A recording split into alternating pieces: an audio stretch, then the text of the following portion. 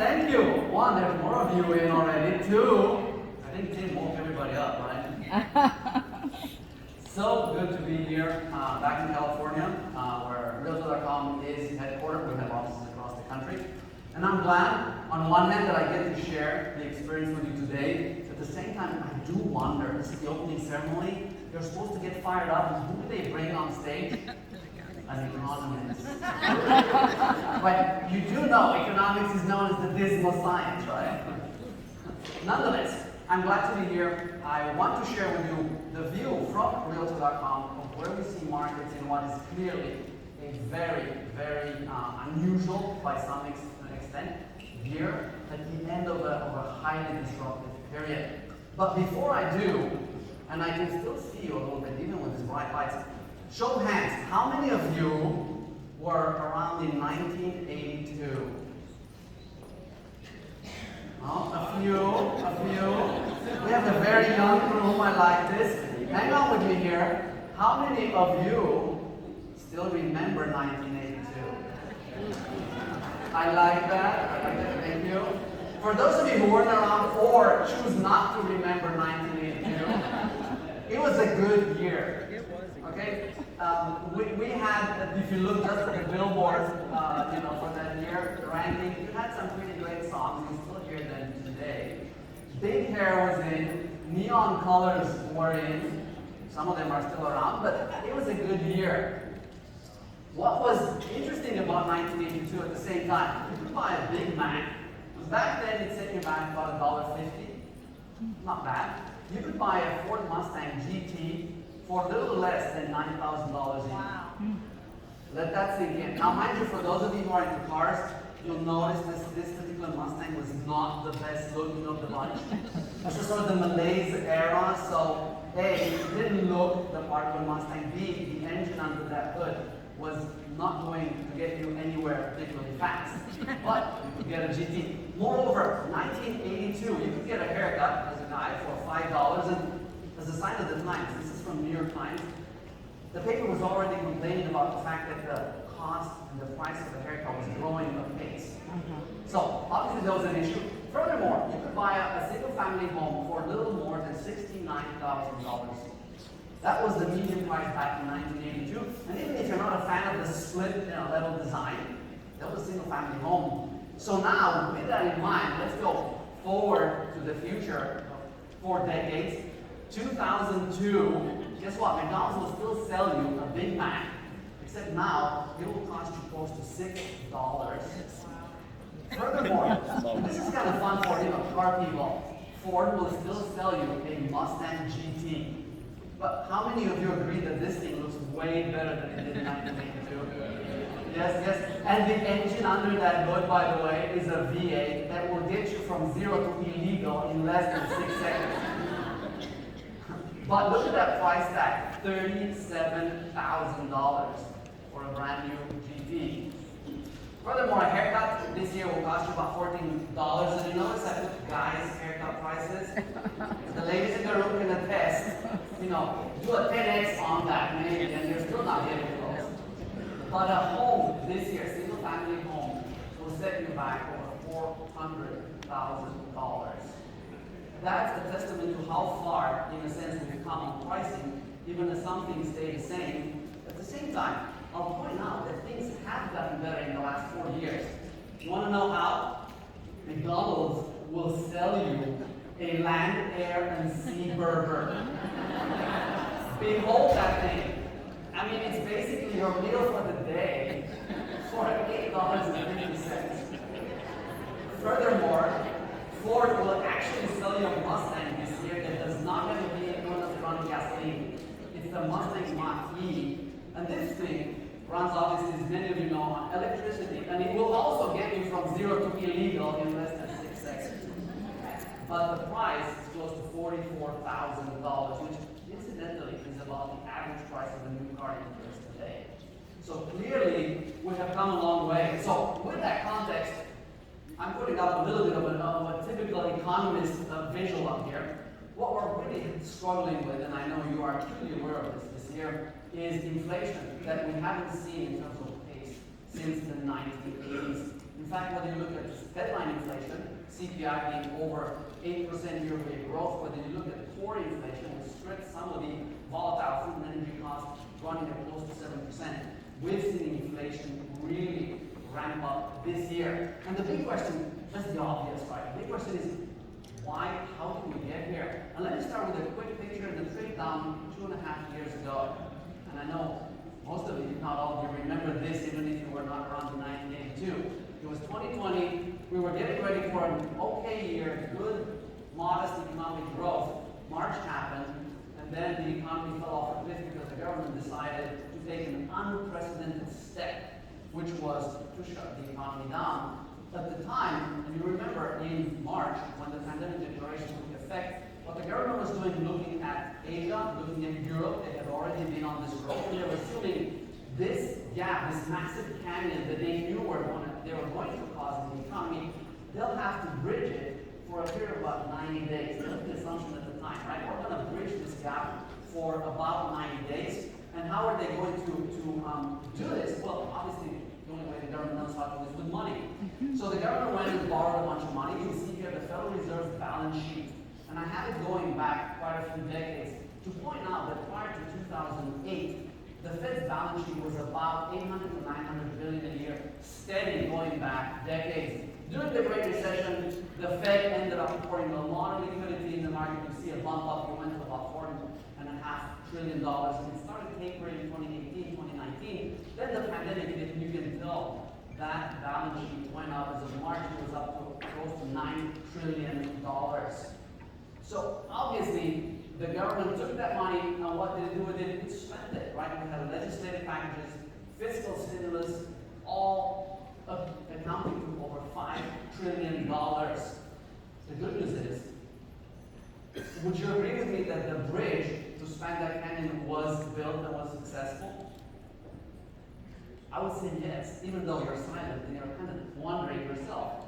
The point is, this year we saw the economy solidly rebound, and in fact, I'll highlight a few things that, in a sense, prove the bridge was successfully built. The trouble is, it took way longer than the 90 days that most people assumed. And this is going to continue, in a sense, impacting the economy and real estate markets, importantly, for quite a few more years.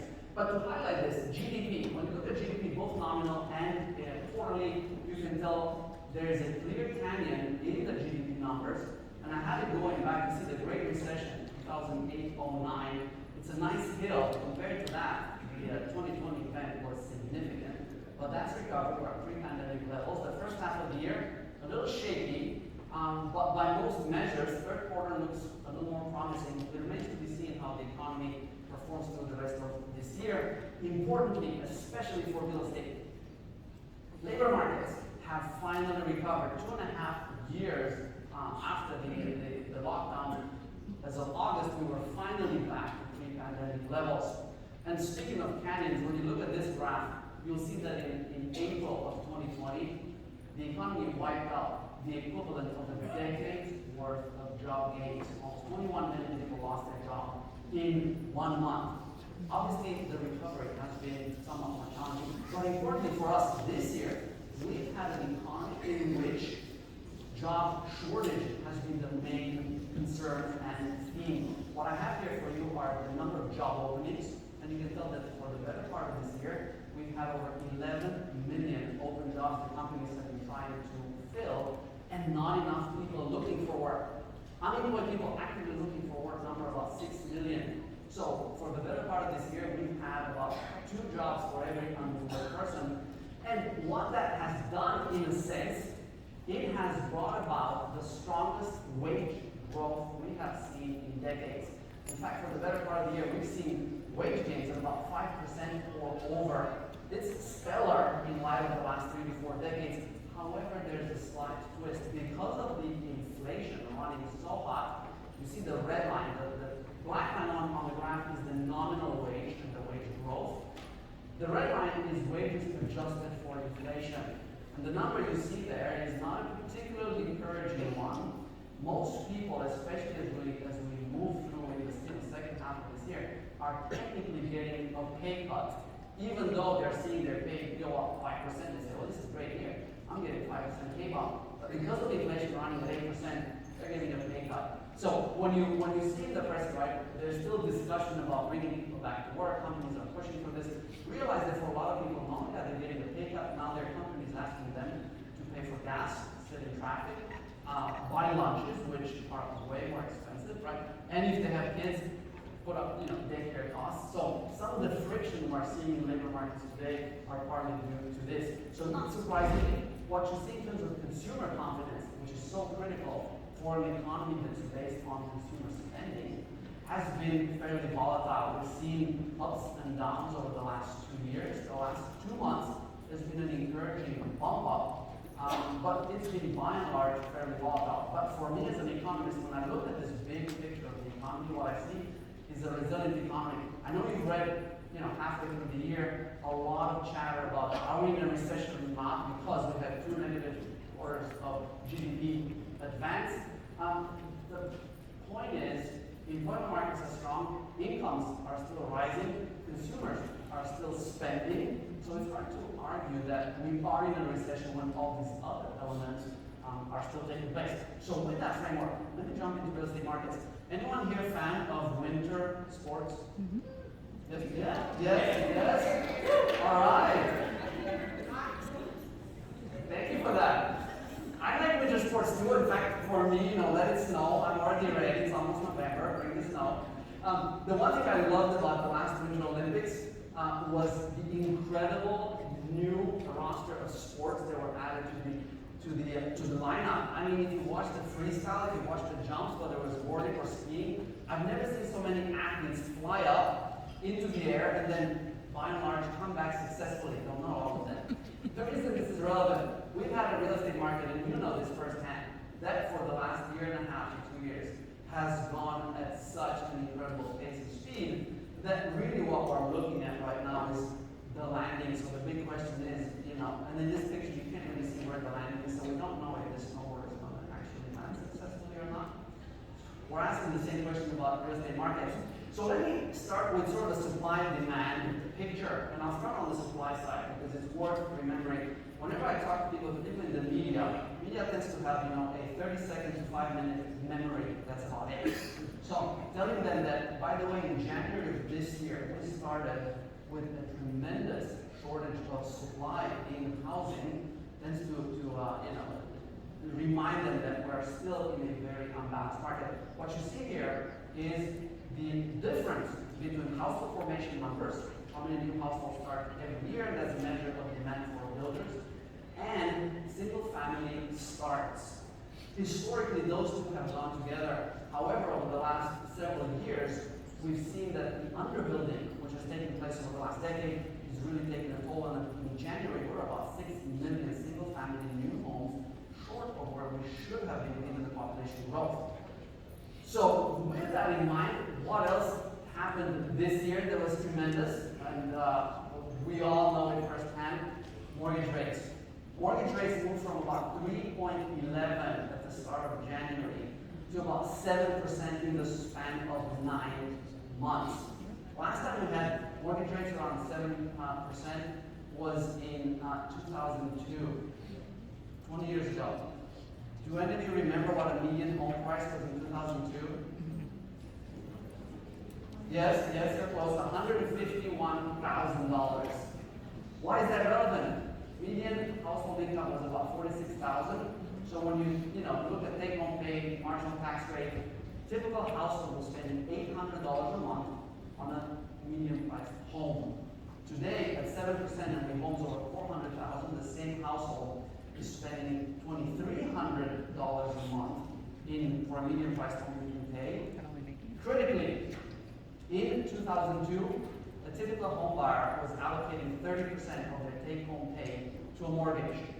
This year, typical home buyer is allocating 44% of their take-home pay to a mortgage. So obviously, this has been the big story. On a year-over-year basis, monthly mortgage payment has gone up 75% from a year ago. So when you look at the market drivers between the supply and demand, you're seeing a really interesting picture. What I have here, data from Realtor.com on active inventory, right? Listings on our platform on a monthly basis going back for the last 6 years. So you can see year-to-year comparison. We started this year with incredibly tight inventory in January. Then you see there was a nice ramp up combination of homeowners deciding to move forward with a lot of pandemic-related plans and take advantage of record high prices, bringing new listings to the market. That pretty much continues to rise at a much, much slower rate. At the same time, as I mentioned, new listings saw a really nice ramp up for about June. And then in June, you see the yellow line in this graph, that's the new listings for 2022. You see in June there's a precipitous drop off.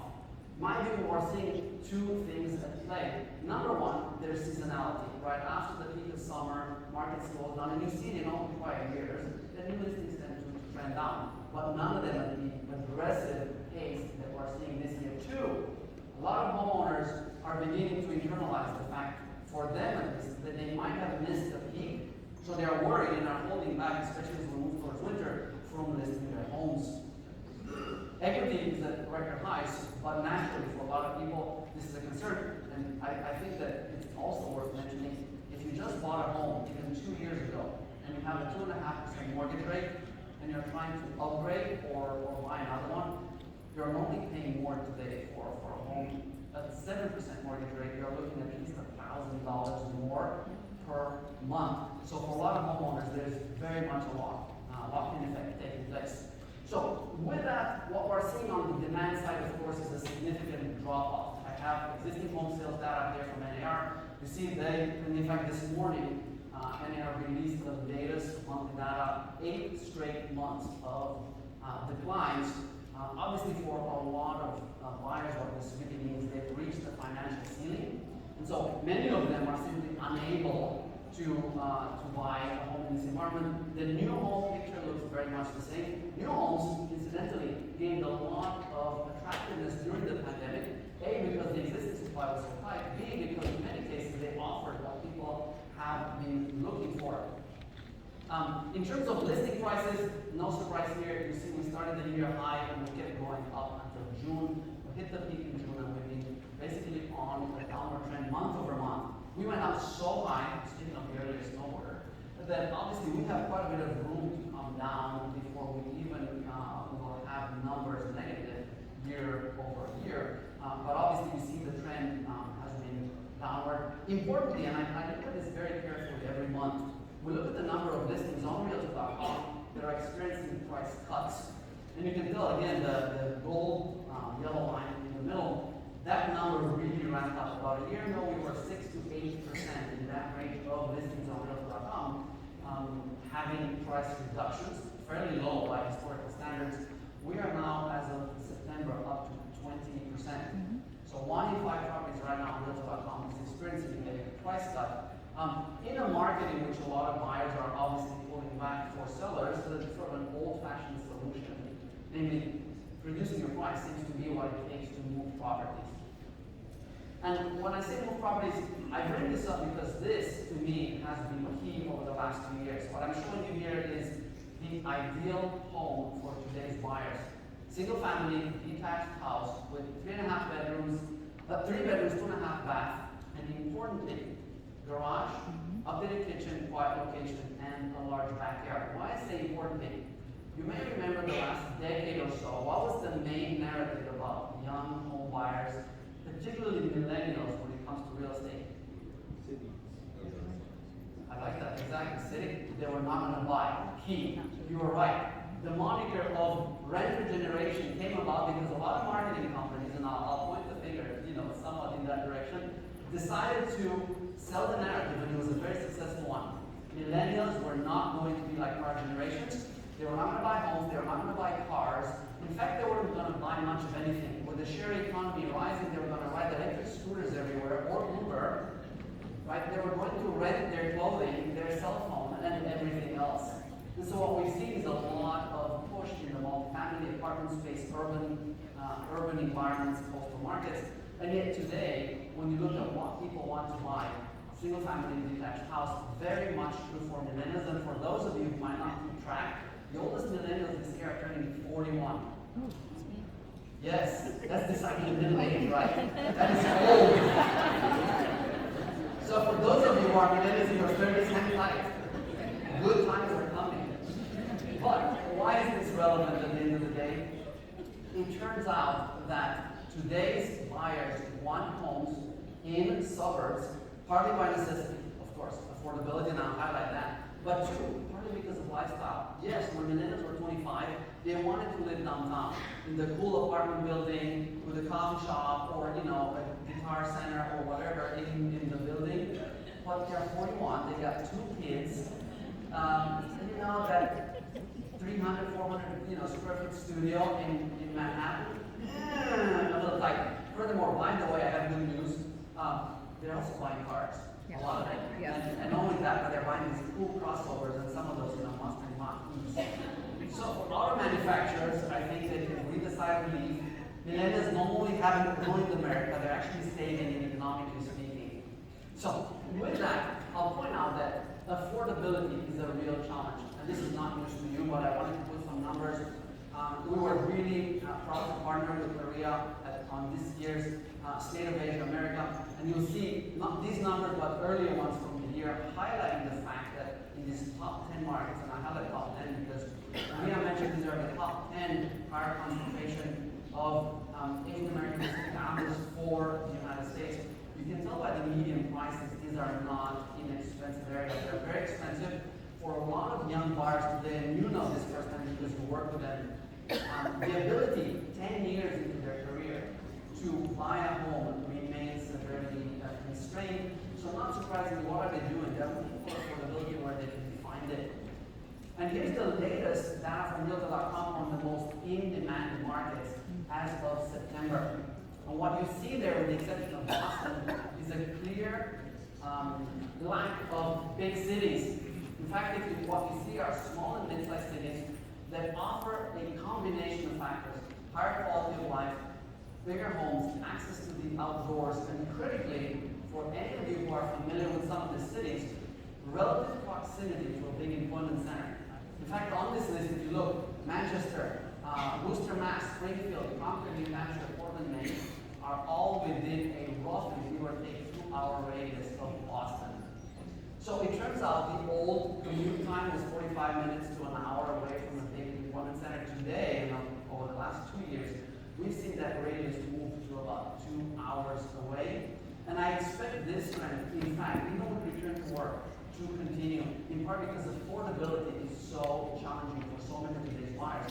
They're going to continue looking for where they find it. And to me, the interesting thing about State of Asia America this year, the report highlighted so many other parts of the United States which have seen an influx and growth in Asian American Pacific Islander populations, partly because rising economies and affordable housing are such an important consideration for today's families.